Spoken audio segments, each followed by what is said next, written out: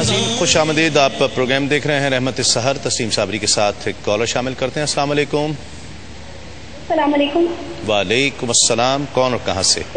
तस्लीम मैं कायनात बोल रही हूँ बहावलपुर से। कैसे हैं आप? जी अल्लाह का शुक्र है, आप ठीक हैं? जी अल्हम्दुलिल्लाह ठीक हूँ। और बहुत अच्छा टॉपिक है आपका माशाल्लाह एज यूजुअल। जी मैंने इस हवाले से बात ये करनी थी और गुलाम मुस्तफा भाई से भी प्लीज मैं बात करूंगी। मैंने ये कहना था कि दीन और दुनिया लोगों का जो कंसेप्ट है वो ये कि दो अलग अलग चीजें हैं। हालांकि हमारा दीन हमें रहनुमाई करता है कि हमें जिंदगी किस तरह गुजारनी चाहिए, तो ये अलग कैसे हो सकती हैं? अच्छा। और दूसरा मेरा क्वेश्चन ये है कि दुनियादार कुछ लोग जो हैं वो किसी भी दाढ़ी वाले या मौलवी कहते हैं कंस हैं, और ये इनकी दाढ़ी है, तो क्या ये सुन्नत की तस्दीक नहीं है? ठीक है। और ये कहकर बात करते हैं कि ये तो यार ये तो मौलवी है, इसे क्या पता दुनिया का। सही बात। इस हवाले से आप बात कीजिएगा। और मुझे गुलाम मुस्तफा भाई से बात करनी है। अस्सलाम वालेकुम। आप मेरे ख्याल टेलीविजन नहीं देख रही हैं। हाफिज गुलाम मुस्तफा नहीं है आज महमूदुल हसन अशरफी हैं। अच्छा सॉरी, वो एक्चुअली मैं हॉस्टल में हूँ तो मैं यूट्यूब पर प्रोग्राम बाद में देखती हूँ। ठीक है, चलें, बहुत शुक्रिया बहुत शुक्रिया। आप फेसबुक पर भी अपनी राय का इजहार कर सकते हैं। रहमत सहर आप ज्वाइन कीजिए और वहाँ पर राय का इजहार भी कीजिए। सवाल करना चाहते हैं वो भी, कुछ तब्दीली कुछ चेंज चाहते हैं वो भी जिक्र कीजिए। एक कॉलर और है। अस्सलाम वालेकुम। अस्सलाम वालेकुम। वालेकुम अस्सलाम साहब। जी कौन साहब और कहाँ से? साहब मैं शान मोहम्मद खान बात कर रहा हूँ इंडिया से। जी खान साहब क्या कहिएगा? आप सब लोगों को मेरा सलाम है। वालेकुम अस्सलाम। और मेरे लिए दुआ करिए कि मैं नमाज का रोजे का पाबंद बन जाऊँ। आमीन आमीन। हम आपके लिए दुआ करें, आप हमारे लिए दुआ करें अल्लाह। और मेरे दो सवाल हैं। जी मेरा सवाल ये है हज़रत कि हमारे कारोबार में कुछ ऐसा लगता है कि कोई बंदिशें आ गई हैं पिछले 4-5-8 महीने से। अच्छा। क्या हजरत साहब से पूछ कर बता दीजिए कि क्या ये मामला किस तरीके से सही हो सकता है? क्या कारोबार करते हैं आप? हम काशार भी हैं और हम लकड़ी का कारोबार करते हैं। अच्छा, चल अल्लाह ताला करे और अब इंशाल्लाह जो हो सकेगा आप बताएंगे। कॉल और शामिल करते हैं। अस्सलाम वालेकुम। अस्सलाम वालेकुम। अस्सलाम वालेकुम वरहमतुल्लाहि वबरकातुहू। वालेकुम अस्सलाम वरहमतुल्लाहि वबरकातुहू। जी क्या कहिएगा? जी मेरा नाम अली है और मैं कराची से बोल रहा हूँ।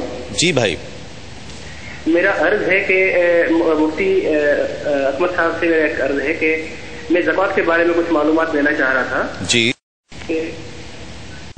3 साल पहले मैंने कुछ गोल्ड लिया था, 7 तोले गोल्ड लिया था शादी के लिए। ठीक है। तो अभी रुखसती वगैरह नहीं हुई और मेरे पास 7 तोले से गोल्ड है, उसके अलावा 2 तोले चांदी है। ठीक है। तो क्या मुझ पे ज़कात फर्ज होगी?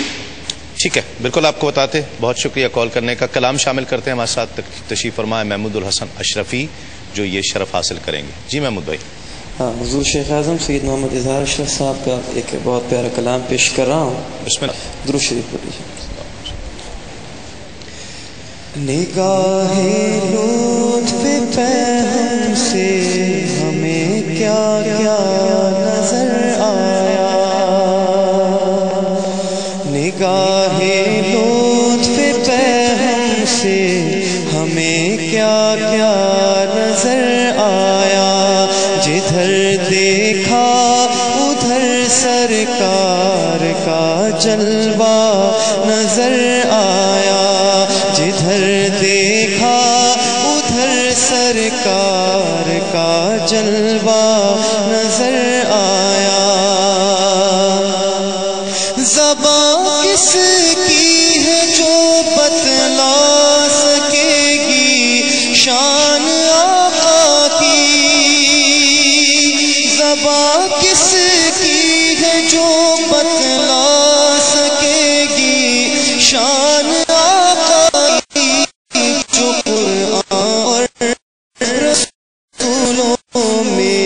सदा यकता नजर आ, जो कुरान और रसूलों में सदा यकता नजर आ।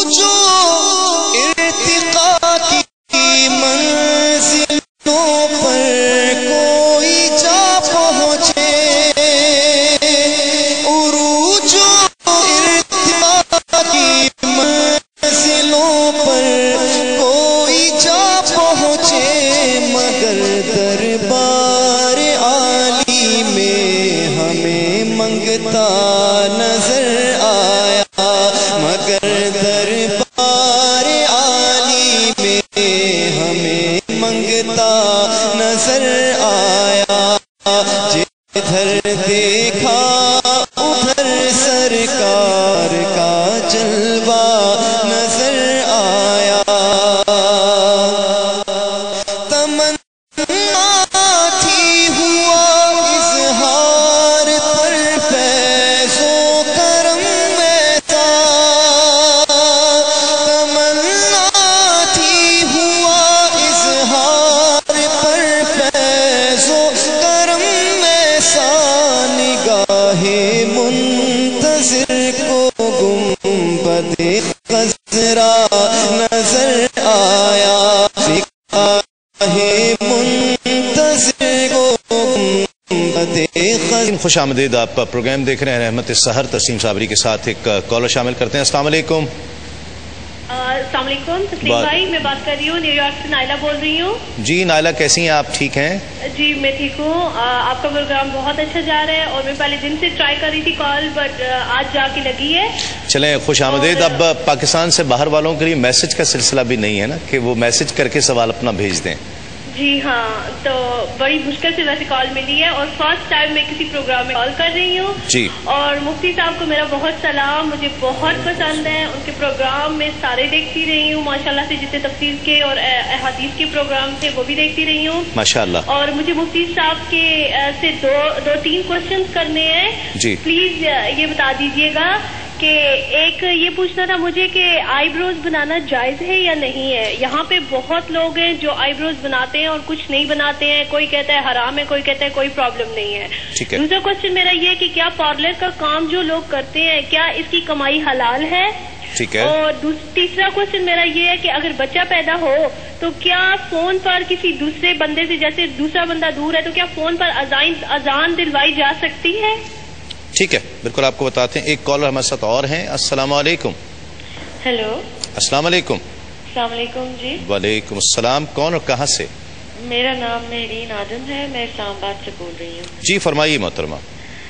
جی بہت دنوں سے میں کوشش کر رہی تھی، شکر الحمدللہ آج میری کال ملی ہے۔ میں ایک دو سوال کروں گی آپ سے۔ سب سے پہلا سوال میرا یہ ہے کہ میرے والد صاحب کو فوت ہوئے 6 برس ہو گئے ہیں، تو میرا سوال یہ ہے کہ میں کون سی ایسی عبادت کروں روز جن سے ان کی مغفرت ہو؟ مطلب کچھ لوگ کہتے ہیں آپ ان کے پیچھے غریب لوگوں میں کپڑے بانٹ دیں، کوئی مسجد بنا دیں یا ایسے بڑے بڑے کام، لیکن میں عبادت کے لحاظ سے پوچھنا چاہتی ہوں کہ میں اپنے والد صاحب کے لیے کیا عبادت کروں۔ اور دوسرا سوال میرا یہ ہے کہ کل آپ کا جو موضوع تھا پروگرام کا طلاق کے بارے میں، تو اس وقت بھی میں نے بہت کوشش کی لیکن کال نہیں ملی، تو میں آج وہ پوچھنا چاہوں گی کہ میری میرے گھر میں ملازمہ ہے، اس کی 21 سال عمر ہے، اس کے شوہر نے اسے بے گناہ طلاق دی ہے، تو کیا اسلام میں عورت کا تحفظ کوئی نہیں ہے؟ کیا مرد کسی بھی وقت اٹھ کر بے گناہ اپنی بیوی کو طلاق دے سکتا ہے؟ اس میں کیا تحفظ ہے عورت کا؟ کیا عورت اس کے بارے میں کچھ نہیں کر سکتی؟ وہ بالکل بے بس ہے۔ ٹھیک ہے، یہ بالکل آپ کے سوال کا جواب لیتے ہیں۔ ایک مفتی صاحب یہ میسج کے ذریعے سوال آیا، یہ بھی شامل کر لیجئے گا پہلے کہ ام رومان ہیں کراچی سے، یہ کہتی ہیں کہ گناہ کے بارے میں جانتے ہوئے بھی اگر گناہ کیا جائے تو کیا ہے؟ یہ اس میں دو صورتیں ہیں۔ پہلی بات تو یہ کہ اس کو حلال سمجھ کے کیا ہے یا حرام سمجھ کے کیا ہے۔ اگر کسی گناہ کے بارے میں نص قطعی آ گئی، قرآن پاک میں واضح طور پہ منع کیا گیا اور اس کو حلال سمجھ کے کریں تو یہ کفر ہے۔ ٹھیک۔ پھر دوسری صورت ہے کہ اس کو حرام سمجھ کے انسان کر رہا ہے تو اس میں ایک گناہ اس کے نامہ اعمال میں لکھا جائے گا۔ بعض لوگ سمجھتے ہیں کہ جان بوجھ کے گناہ کرنا زیادہ خطرناک ہے اور غلطی سے گناہ ہو جانا یعنی جہالت میں یہ کم خطرناک ہے، اور بولتے ہیں کہ ہمیں تو پتہ ہی نہیں تھا ہو گیا۔ لیکن امام غزالی رحمۃ اللہ علیہ نے واضح طور پہ لکھا ہے کہ جو جہالت میں مبتلا ہو کے گناہ کرے گا اس کے نامہ اعمال میں 2 گناہ لکھے جائیں گے، ایک علم نہ سیکھنے کا گناہ اور ایک گناہ کرنے کا گناہ۔ تو لہذا جان بوجھ کر گناہ کرنا بھی بہت بری چیز ہے، لیکن جہالت میں مبتلا ہو کر کرنا اور بہت بری چیز ہے۔ تو حلال سمجھ کے کبھی بھی گناہ نہ کیا جائے، حرام سمجھ کر بھی نہ کیا جائے۔ اللہ تعالیٰ بچنے کی توفیق عطا فرمائے، لیکن ہو جائے تو اس پر پھر توبہ کریں۔ آمین۔ جی یہ ایک بھائی نے کویسچن کیا تھا، انڈیا سے کال تھی کہ ان کی بہن ہے، ان کے 2 بچے ہیں اور 2 بیٹے کماتے ہیں، شوہر کا انتقال ہو گیا ہے، پیسے بینک میں رکھے ہوئے منافع کماتے ہیں، جبکہ ان کے دوسرے بھائی ہیں ہارٹ پیشنٹ ہے، اولاد کوئی نہیں ہے، فطرانہ دینا چاہتے ہیں ان کو دیں یا ان کو دیں، تو یہ بھائی ان کے زیادہ مستحق ہیں کیونکہ بہن کو پھر بھی مالی لحاظ سے سہارا مل رہا ہے۔ غصے میں طلاق کے بارے میں پوچھا، بالکل غصے میں طلاق ہو جاتی ہے، پیار سے کون طلاق دیتا ہے، سب غصے میں دیتے ہیں تو ہو جائے گی۔ بھائی نے پوچھا کہ جان بوجھ کر روزہ چھوڑ دیا جائے تو اس کا کفارہ کیا ہے؟ دیکھیں جان بوجھ کر روزہ چھوڑنا بلا عذر گناہ کبیرہ ہے، لیکن اس کی قضا ہی ہوتی ہے، اس پہ کفارہ نہیں ہوتا۔ اللہ کی بارگاہ میں توبہ کریں اور آئندہ سے نہ کیا جائے۔ ایک ہی پوچھا ہے کہ نبی کریم صلی اللہ علیہ وسلم کو نور ماننے سے کیا انسان خارج از اسلام ہو جاتا ہے؟ ایسی بات نہیں ہے۔ دیکھیے عقائد کی بنیاد ہے قرآن و حدیث پر۔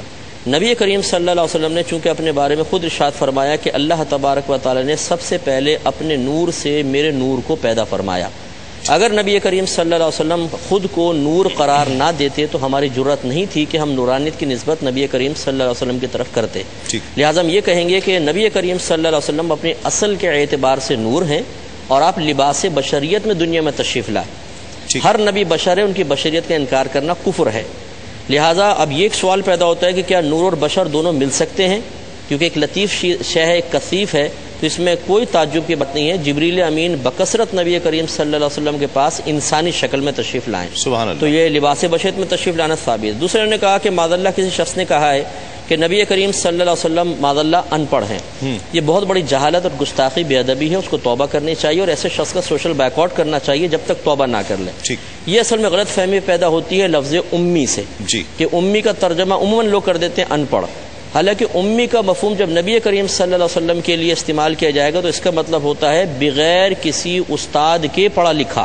واہ واہ واہ، یعنی اس نے کسی سے پڑھا نہیں ہے، کسی سے پڑھا نہیں ہے، بلکہ براہ راست اللہ تبارک و تعالی نے آپ کے قلوب پر، آپ کے قلب پر علوم کا القاء فرمایا ہے، اور آپ تمام انبیاء علیہ السلام سے بالاتفاق سب سے زیادہ علم رکھنے والے ہیں، اور ہر نبی اپنی امت میں سب سے زیادہ صاحب علم ہوتا ہے۔ شاہ صاحب، جہالت کی وجہ سے بھی یہ مسئلہ ہو رہا ہے کہ لوگوں کو ایسے سبق سکھایا جا رہا ہے کہ معاذ اللہ وہ تو پڑھے لکھے نہیں تھے، اور ان پڑھ کہنا۔ دیکھیے اس کو شروع میں نے وہی بات ایک عرض کی تھی آپ کے سامنے کہ قرآن مجید فرقان حمید کے الفاظ کو محفوظ کرنے کے ساتھ ساتھ اس کے معانی اور مفاہیم کو بھی محفوظ کیا گیا ہے، اور معانی اور مفاہیم ان کو عطا فرمائے گئے ہیں جو اہل اللہ ہیں، صحابہ کرام حضرات اہل بیت اعظام اور اولیاء کاملین، یعنی جن کے بارے میں امت مل کر کہتی کہ رحمۃ اللہ علیہ یہ جنتی ہے۔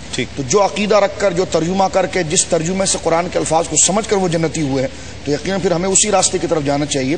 اور لفظ امی پر مفتی صاحب قبلہ نے بڑی خوبصورت گفتگو فرمائی ہے، اور لفظ امی کے بارے میں حضرت امام جعفر صادق نے یہ بھی ذکر فرمایا، سارے اقوال تفاسیر میں موجود ہے کہ یہ حضور علیہ الصلوۃ والسلام کی شہر کی جانب نسبت ہے، اور وہ آپ کا شہر مبارک ام القریٰ مکہ مکرمہ کا نام ہے۔ تو اللہ رب العالمین نے جہاں دیگر نسبتوں سے آپ کو یاد کیا ہے، وہیں آپ کو امی اے مکہ کے رہنے والا کہہ کر خطاب کیا ہے۔ اور ایک بات یہ کہ امی حضور کے لیے ہونا یہ باعث شرف ہے، حضور کے علاوہ اگر کوئی امی ہو تو اس کے لیے باعث عیب ہے۔ اس طرح کے انسان اگر ہم اپنے آپ کو متکبر کہیں تو یہ ہمارے لیے ٹھیک نہیں ہے، لیکن اللہ رب العالمین کے لیے یہ کلمہ اور یہ اسم اور یہ علم بالکل ہے۔ اللہ رب العالمین کا نام ہے متکبر، اس لیے تو اللہ رب العالمین کو اگر متکبر کہا جائے تو یہ تعریف ہے، بندے کو کہا جائے تو یہ عیب ہے۔ تو اسی معنی میں سمجھیے کہ سید عالم کو امی کہا جائے تو سراسر تعریف ہے، سرکار کے علاوہ کسی کو امی کہا جائے تو شاید اس کے لیے عیب ہو۔ کیا بات۔ آج کا سوال نوٹ کر لیجئے، حضور نبی کریم صلی اللہ علیہ وسلم کی کون سی زوجہ محترمہ حضور کی پھپھی زاد بھی تھیں؟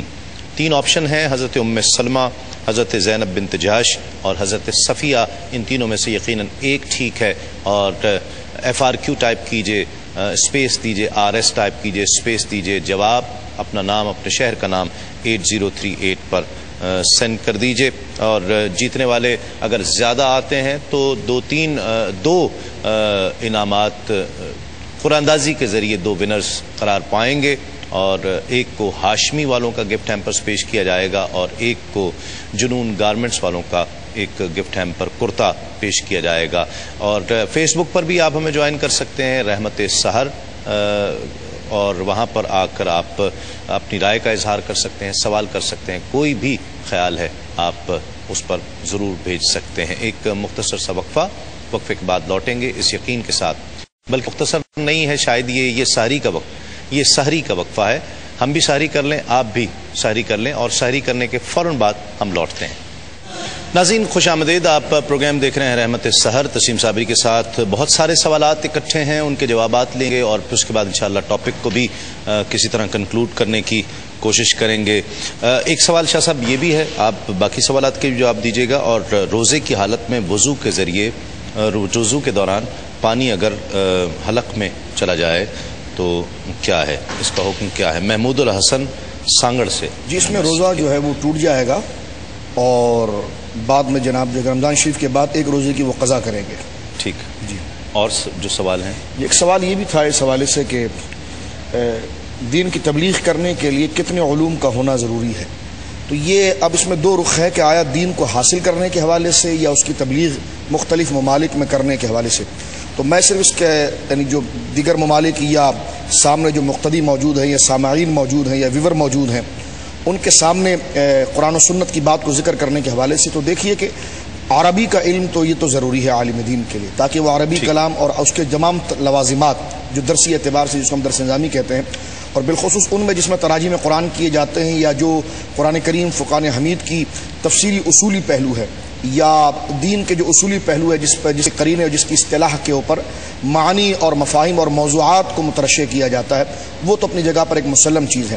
لیکن اگر وہ کسی ایسے علاقے کے اندر ہے کہ جہاں پر لوگ کچھ اور زبان بولتے ہیں اور ان کو دوسری زبان آتی ہے تو اس میں تو یہ ہے کہ یقیناً ایسا بہت کم ہوتا ہے. اور جو زبان سننے والے لوگ ہیں جو سمجھنے والے لوگ ہیں وہ خود اس عالم کے ساتھ جمع ہو جاتے ہیں. لیکن اس میں اقوی اور بہتر اور افضل یہی ہے کہ جناب جس علاقے میں وہ جائے وہاں کی علاقائی زبان کے حوالے سے اسے معلومات اور سود بود ہونی چاہیے تاکہ وہ اپنے معافی ضمیر کو ان تک پہنچا سکے. اور یقیناً علماء ایسی جگہ پر ہوتے ہیں مساجد اور مدارس وہاں پر موجود ہوتے ہیں ہر علاقے میں کہ وہ اسی جو اہل زمان ہے یا اہل علاقہ ہے یا اہل وطن ہے ان کے جس زبان سے وہ تمیز حاصل کرتے ہیں جس زبان کو سمجھ سکتے ہیں انہی کے زبان میں شریعت مطہرہ کی تعلیم کو ان تک منتقل کرتے ہیں. جی مفتی صاحب اچھا ایک سوال یہ بھی شامل کر لیجئے گا جو ہمیں میسج کے ذریعے ہی ناظرین جو آپ نے میسیجز کیے ہیں میں امانت سمجھ کر مفتی صاحب سے اس کا بھی جواب لے رہا ہوں. روزے کی حالت میں انجیکشن لگوانے سے روزہ ٹوٹ جاتا ہے. ندیم خان پشاور سے میسج کر رہے ہیں. اس میں دو آراء ہیں فقہا کی. بعض کہتے ہیں ٹوٹ جاتا ہے بعض کہتے ہیں نہیں ٹوٹتا ہے اور جب اس طرح علماء کا اختلاف پیدا ہو جائے تو حتی الامکان اس سے اجتناب ہی کرنا چاہیے. ہماری رائے یہ ہے کہ دونوں آراء کا احترام کرتے ہوئے اگر کوئی شخص ایسی حالت میں ہے کہ انجیکشن کے بغیر اپنا روزہ پورا کر ہی نہیں سکتا ہے تو ہم اس کو مشورہ دیں گے کہ آپ انجیکشن لگوائیں اور روزہ پورا کریں تاکہ علماء کی ان آراء جو رائے سے فائدہ بھی حاصل ہو جائے اور اللہ تعالیٰ کی عبادت بھی ادا ہو جائے. اور اگر روزے کے انجیکشن کے بغیر روزہ مکمل کرنا ممکن ہو تو ان فقہا کی آراء کو فوقیت دیں جو اس سے روزہ ٹوٹنے کا حکم دیتے ہیں. ایک سوال ہے احسن ساجد صاحب نے گجرانوالہ سے کیا ہے کیا علماء کرام ٹی وی پروگرام میں خواتین کے سامنے بیٹھ سکتے ہیں؟ دیکھیں اس میں تھوڑی سی تفصیل ہے. مسئلہ یہ ہے کہ سب سے افضل اور اعلیٰ صورت تو یہ ہے کہ نہ بیٹھا جائے نمبر 1. نمبر 2 آج کل چونکہ تبلیغ دین انتہائی ضروری ہے لوگ کثیر ہیں کوئی کسی ٹائم فارغ ہوتا ہے کوئی کسی وقت فارغ ہوتا ہے. علماء کرام اگر مختلف اوقات میں ٹی وی چینلز پر نہ آئیں تو ایک بہت بڑا طبقہ ہے جو علم سے محروم رہ جائے گا. ایسی صورت میں ضرورت اس بات کی ہے کہ علماء میڈیا پر آئیں اور آ کر وہ بیانات وغیرہ کریں. اچھا اب جو پروگرام ارینج کیا جاتا ہے علماء بعض اوقات زبردستی نہیں کر سکتے کیونکہ موڈ کے مطابق وہ پروگرام ارینج کیا جائے. ایسی صورت میں کیا پروگرام چھوڑ دیا جائے یا تبلیغ کی جائے؟ اس سلسلے میں نبی کریم صلی اللہ علیہ وسلم کا عمل مبارکہ مجھے یاد ہے کہ آپ شروع اسلام میں تبلیغ دین کے لیے ان میلوں میں نکل جایا کرتے تھے جہاں کفار سال کے اندر جمع ہوتے تھے اور باقاعدہ آپ تبلیغ فرماتے تھے. اور میلوں کے اندر یقینی سی بات ہے کہ جب کفار اور پھر وہ تفریح کی غرض سے آئے ہوں تو کیا کچھ نہیں ہوتا ہوگا. اور یقینی سی بات ہے کہ نبی کریم صلی اللہ علیہ وسلم اپنی نگاہ اور اپنے قلب کی حفاظت کے ساتھ تبلیغ بھی فرما رہے ہیں اور وہ فریضہ بھی سر انجام دے رہے ہیں. آج کل جیسے وہ زمانہ جاہلیت تھا اس سے کہیں زیادہ جہالت آج ہمارے معاشرے میں ہے. لہٰذا اس صورتحال میں اگر ایک عالم یہ محسوس کرتا ہے کہ اس پروگرام میں بیٹھنا لوگوں کی اصلاح کے لیے بہت مفید ثابت ہو سکتا ہے اور خاتون کا سامنے ہٹنا ممکن نہ ہو تو اپنی نگاہوں کی حفاظت کے ساتھ بالکل پروگرام میں بیٹھ کر تبلیغ کر سکتے ہیں. ایک یہ بھائی نے پوچھا تھا کہ کچھ لوگ دین کی طرف بہت زیادہ نکل جاتے ہیں کچھ دنیا کی طرف بیچ کا راستہ کیسے اختیار کیا جائے؟ دیکھیں آسان سی بات ہے کہ نبی کریم صلی اللہ علیہ وسلم کی حیات طیبہ کا مطالعہ کثرت کے ساتھ کیا جائے. نبی کریم صلی اللہ علیہ وسلم نے دنیا سے بھی مختصر سا حصہ لیا بقدر ضرورت اور دین تو وافر مقدار میں آپ کے گھر سے ہی تمام نکلا ہے. تو لہٰذا نبی کریم صلی اللہ علیہ وسلم کے طریقے اور سنت کو اپنایا جائے تو انشاءاللہ درمیانہ راستہ بآسانی اختیار کیا جا سکتا ہے. بینک سے قرض لے کر کاروبار کرنا یہ شرعاً جائز نہیں ہے کیونکہ اس میں یقیناً سود کی ملاوٹ ہوگی, اس سے اجتناب کریں. کار بینک سے نکلوانا شرعاً جائز ہے کیونکہ قسطوں کا کاروبار منع نہیں ہے, نہ بینک سے منع ہے نہ عام جگہ سے منع ہے. ہاں اس میں بعض شرائط اور کنڈیشنز ایسی لگا دی جاتی ہیں جو بعض اوقات غیر شرعی ہیں. تو جس بھی بینک سے آپ کار نکلوانا چاہتے ہیں اس کی ٹرمز کنڈیشنز وغیرہ کسی اچھے مفتی صاحب کو پہلے چیک کروا دیں. اگر اس میں ترمیم کی گنجائش ہوگی وہ بتا دیں گے. اس ترمیم کے ساتھ کار نکلوانے میں شرعاً کوئی حرج نہیں ہے. ایک انہوں نے کہا کہ اگر کوئی مریض دائمی طور پر ہے بعد میں بھی صحت یاب نہیں ہو سکتا ہے تو کیا وہ روزے کا فدیہ دے؟ اس کا انتقال ہو گیا تو کیا کرے گا؟ تو جی ہاں بالکل، اگر کوئی ایسا شخص تھا جو حالت مرض میں روزے نہ رکھ سکا، انتقال ہوا، تو ہر روزے کے بدلے میں ایک صدقہ فطر کی مقدار فدیہ ادا کیا جائے گا. یہ اس کے گھر والے، اگر وہ وصیت کر کے گیا ہے تو اس کے مال سے ادا کرنا واجب ہے. وصیت نہیں کی ہے تو پھر ورثاء کے لیے مستحب ہے کہ ان کی بہرحال مدد کرتے ہوئے فدیہ ادا کر دیں. یہی سوال مدیہ کا تھا راولپنڈی سے، تقریباً یہی سوال تھا. انہوں نے کہا تھا کہ بعض اوقات یہ علماء یا نعت خوان حضرات ایسے لباس پہن کر آ جاتے ہیں کہ وہ ہمیں امید ہوتی ہے کہ ایسا لباس نہ پہنا جائے تو ہماری امیدیں تھوڑی سی سرد پڑتی ہیں، ہم چاہتے ہیں سادہ لباس کے اندر وہ تشریف لائیں. دیکھیے مسئلہ یہ ہے کہ آپ کے جذبات اپنے مقام پر، میں کسی کی بیجا نہ تائید کروں گا نہ کچھ. میں تو شرعی ایک بات آپ کی خدمت میں عرض کروں گا کہ نبی کریم صلی اللہ علیہ وسلم کی حیات طیبہ کا آپ براہ راست مطالعہ کریں. بعض اوقات ہم موجودہ علماء پر ایک اعتراض کر رہے ہوتے ہیں جو اپنے ماحول کے اعتبار سے درست نظر آ رہا ہوتا ہے یا اپنی فہم کے اعتبار سے درست نظر آ رہا ہوتا ہے، لیکن حقیقتاً وہ نبی کریم صلی اللہ علیہ وسلم کے خلاف بھی اعتراض جا رہا ہوتا ہے. نبی کریم صلی اللہ علیہ وسلم نے اپنی حیات طیبہ میں لوگوں کے تحائف قبول فرمائے ہیں اور ان کی دل جوئی کے لیے آپ نے ایسے سے جبے پہنے ہیں جن پر مکمل طور پر ریشم کا کام ہوا تھا. ہر چار انگل چھوڑ کر 4 انگل ریشم کے کام والا جبہ آپ نے پہنا، جس سے فقہا نے مسئلہ نکالا کہ مرد کے لیے ریشم پہننا حرام ہے لیکن 4 انگل کے برابر ہو تو شرعاً جائز ہے.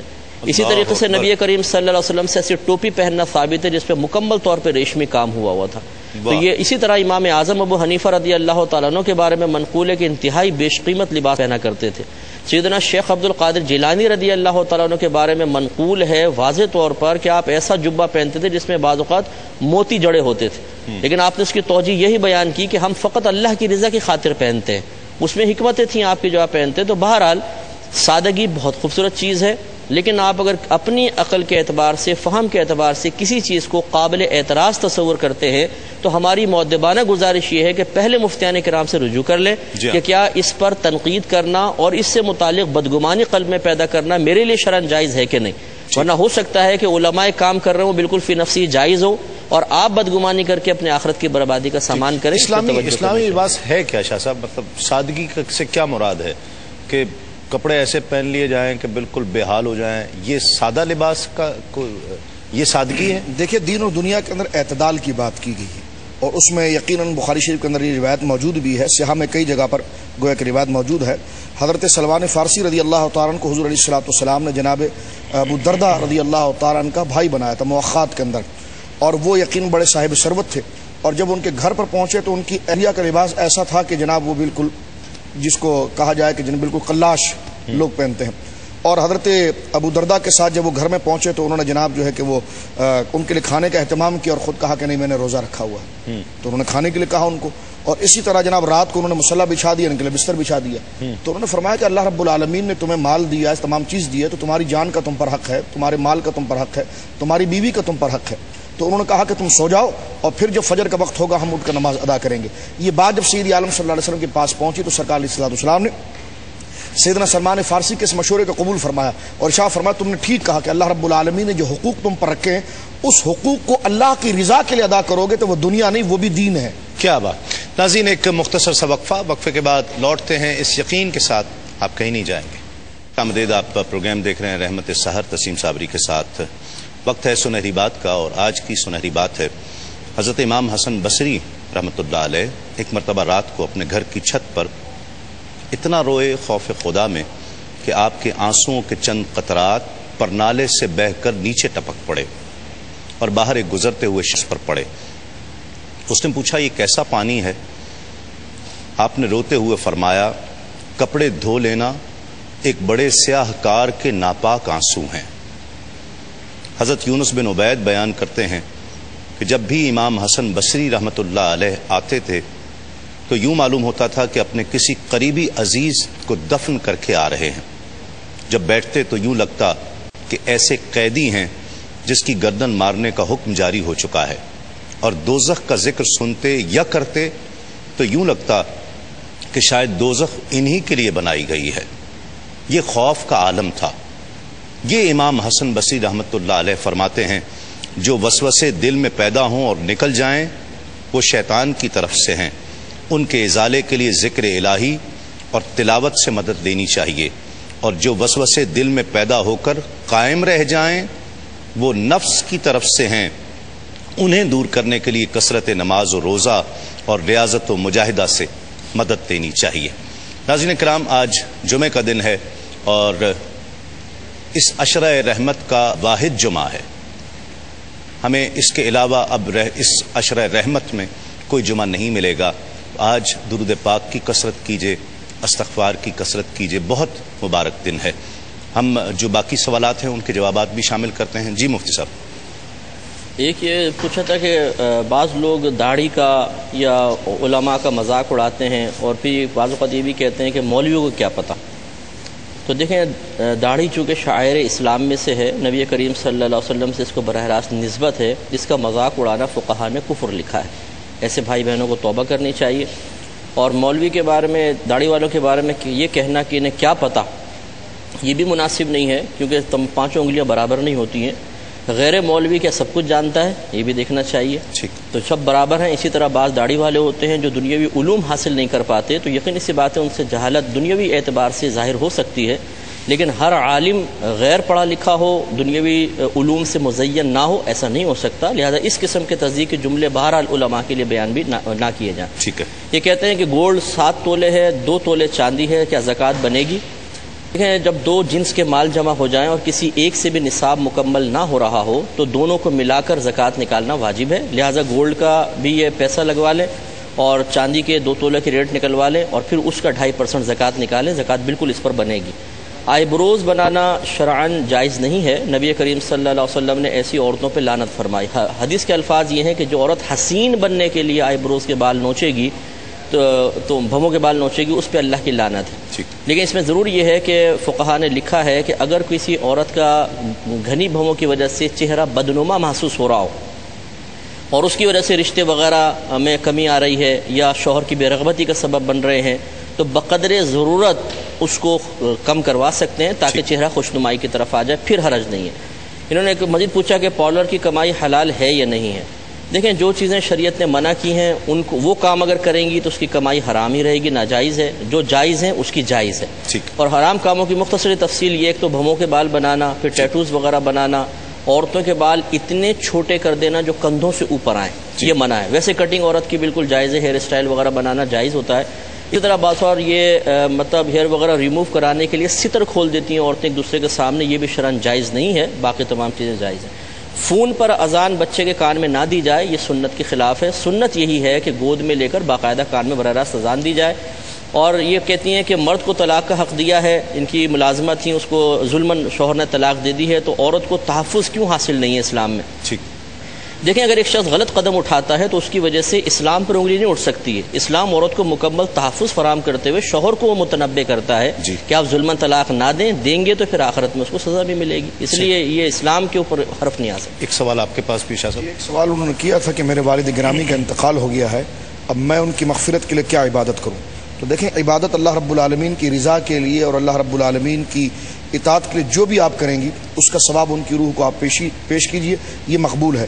اس لیے لمبی فہرست ہے، بہتر یہ ہے کہ ان کے لیے آپ کثرت سے استغفار کریں، اللہ رب العالمین کی بارگاہ میں متوجہ ہوں اور کہیں کہ یا اللہ رب العالمین اپنے فضل سے میرے والد کے گناہوں کو معاف فرما۔ سرکار علیہ الصلوۃ والسلام کی حدیث مبارکہ ہے، امتی امۃ مرحومۃ لا عذاب لها فی الاخرہ، یہ ابو داؤد شریف حدیث ہے کہ میری امت بخشائی امت، اللہ رب العالمین ان کے ماتحتوں کی طرف سے استغفار کرنے کی بنا پر اللہ رب العالمین عذاب جہنم ان سے اٹھا دے گا۔ صحیح۔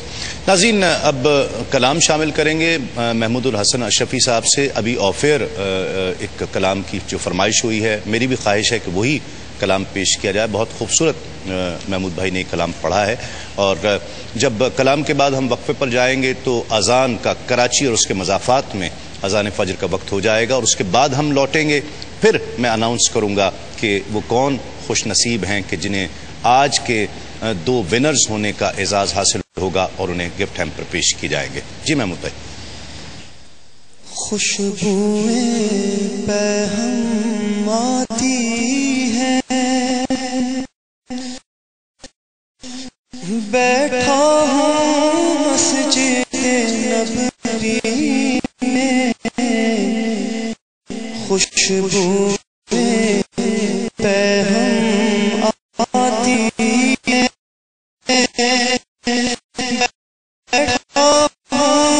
مسجد نبوی میں یوں سانسیں مہکی مہکی ہے بیٹھا ہوں مسجد نبوی میں یوں سانسیں مہکی مہکی ہے بیٹھا ہوں مسجد نبوی میں محسوس ہوا ہے یوں مجھ کو کہ شہر نور میں بیٹھا ہوں محسوس ہوا ہے یوں مجھ کو کہ شہر نور میں بیٹھا ہوں کیا نور کی کرنیں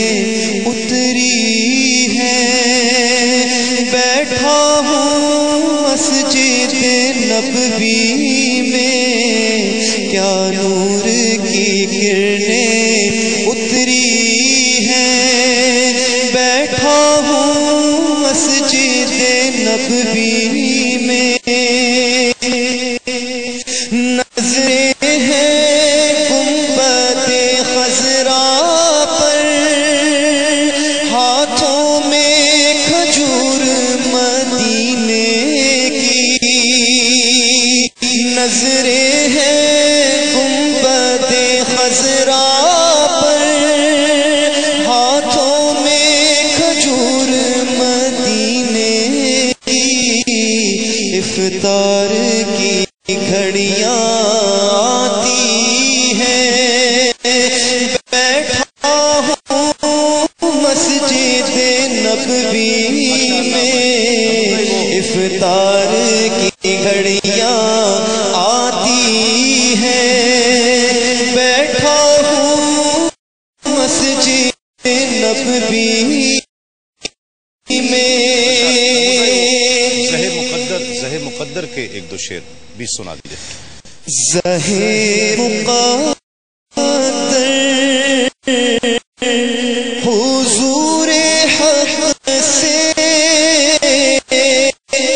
سلام آیا پیام آیا زہ مقدر حضور حق سے سلام آیا پیام آیا جھکاؤ نظریں بچھاؤ پلکیں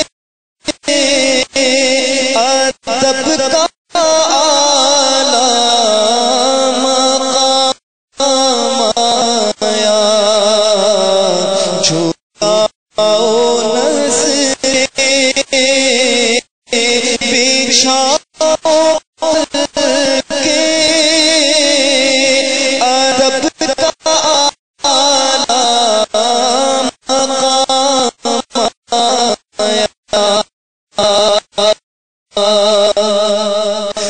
خوش آمدید. آپ پروگرام دیکھ رہے ہیں رحمت سحر تسیم صابری کے ساتھ اور آج کا سوال تھا حضور کی کون سی زوجہ محترمہ حضور کی پھوپھی ذات بھی تھیں. 3 آپشن حضرت ام سلمہ حضرت زینب بنت جہش یا حضرت صفیہ رضی اللہ تعالی عنہن.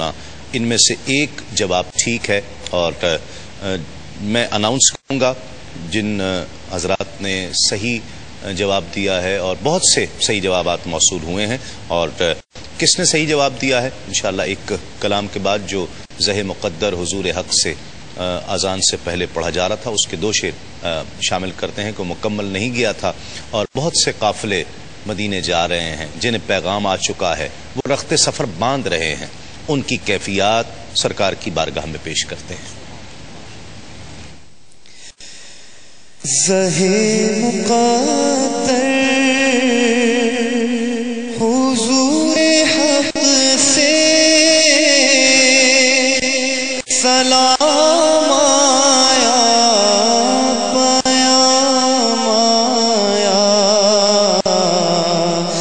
زہے مقدر حضور حق سے سلام آیا پیام آیا جھکاؤ نظریں بچھاؤ ادب کا اعلیٰ مقام آیا جھکاؤ نظریں بچھاؤ پلکیں ادب کا اعلیٰ مقام آیا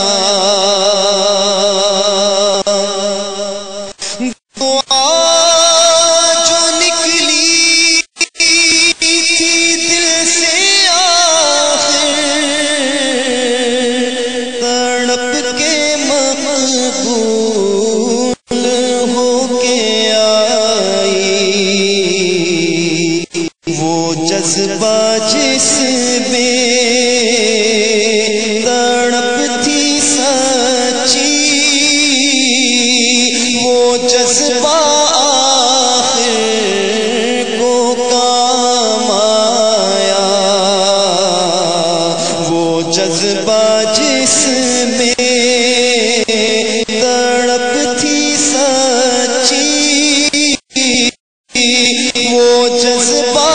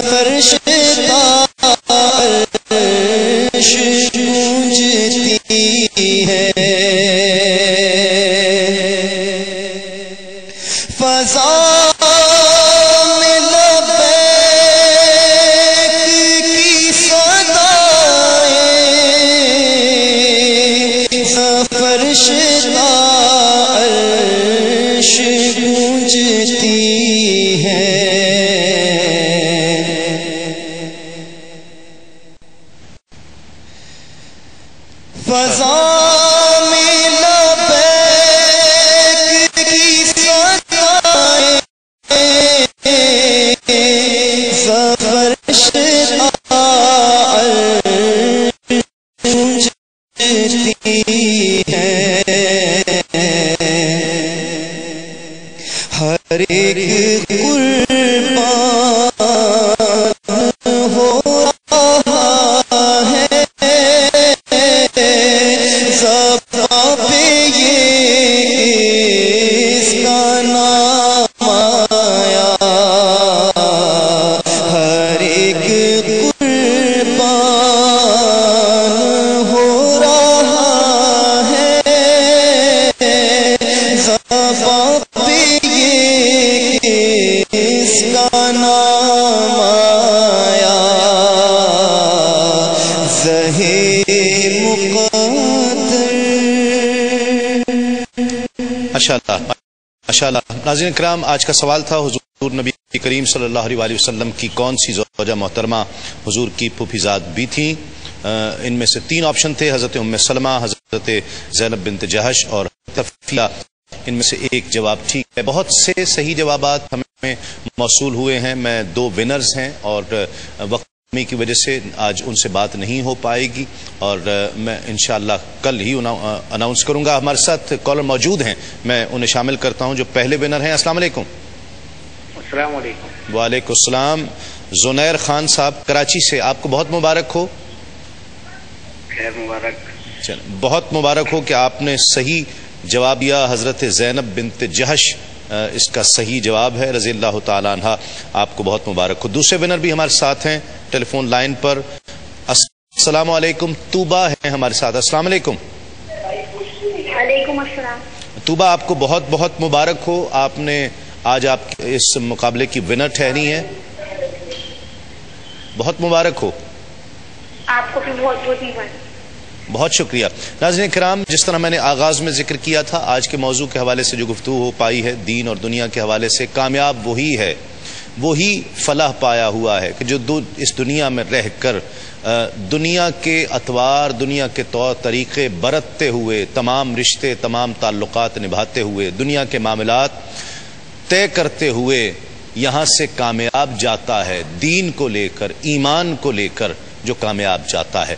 وہ صوفیاء کرام نے جو کہا، بہت خوبصورت بات کہی ہے کہ دنیا میں رہو لیکن دنیا کو اپنے اندر رہنے نہ دو، دنیا سے نہ نکلو لیکن دنیا کو اپنے اندر سے نکال دو.